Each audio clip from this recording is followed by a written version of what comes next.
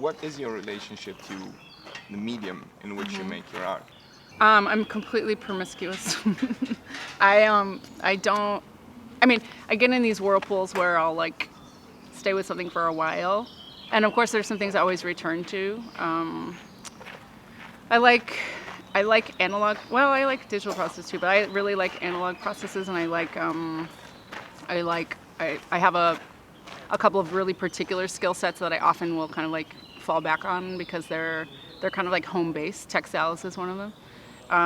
But I mean, quite literally, like I feel like that becomes part of the engineering of a work, and so I'm really open for anything to take whatever form it needs to. So oftentimes, and that's where some of that surgical precision comes in, is like if something needs to be made a certain way, I'll just figure out how to get it done, or I'll figure out how to collaborate with someone to get it made, or I do a lot of work where I collaborate with fabricators, but fabricators who are specifically trained for prop making in the Hollywood industry.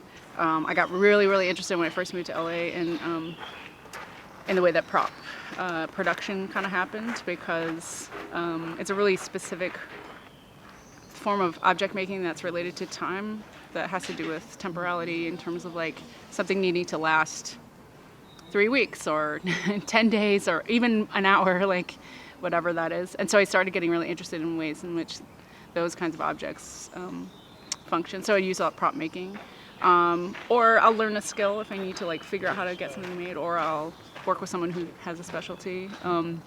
So I move through really different materials, and then there's often times where I think the other thing that's important too with that is that like sometimes I'll sort of it becomes an important part of the engineering of something to kind of decide if like the primacy of my hand is essential, or if it needs, or if the better tool or the more accurate tool is to work with someone else or sort of outsource certain things, or some combination sometimes.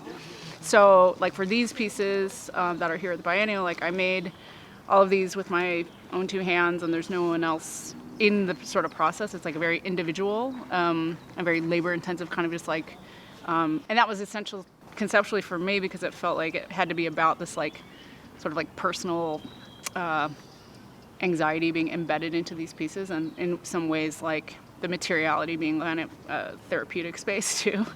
But then there's other times in which like I'm kind of aiming at like a cooler temperature or something with the work, and so having the sort of like I just opened before coming here another exhibition that's like a public sculpture, like completely different threshold, completely different materiality. It's all made of fiberglass and neon and like completely different thing. So I'm all over the place, which can make people anxious. It makes capitalism anxious, bringing capitalism back in. It's not like, I don't know, it's not the most popular modality because it evades signaturism and it evades like kind of containing things. So who is Amanda Ross, right? Yeah, right. Exactly. You're like, I don't know. But I mean, so sometimes I get anxious when I sort of am consistent for a while and I feel the sort of like need to sort of break things open and introduce some new language. And so I'll try to like, okay, I got to switch it up for this next thing. So even just like showing these pieces again in this context, at first, to be honest, I was like a little like, I don't know, I just showed them. But they were so perfectly appropriate, and also they're a whole new body, a whole new group of them. So then I realized it was really perfect. But but there's other times like in context of like,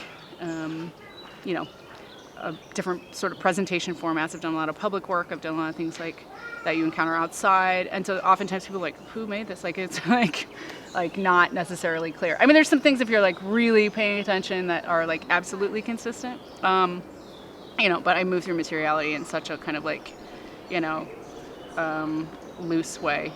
Because it's just really, I just feel like it I mean, that's the thing about sculpture that's kind of tough is like, and also exciting that I think is really important is that it's like even the sort of like its physical aspects need to be reinvented each time. And so it's not like, of course you get attracted to certain materials.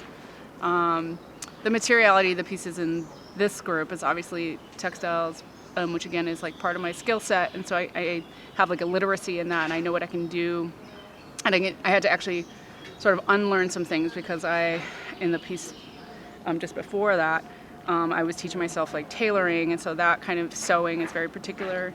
And in these pieces, I had to sort of unlearn that and intentionally kind of disobey the rules of like how you would actually construct something in like a fine textile kind of construction. So if you notice, like the edges are raw and the threads are, I mean, they're theatrically amplified. That's not exactly, but also like not hemming things and not pressing and so like I was really like, oh, I have to like almost perform de-skilling this piece so that it can kind of like operate in the way that it needs to operate as like an object that is just barely holding together. And yet I also am interested in precision. I'm like really interested in that as far as like the gestures and how they function.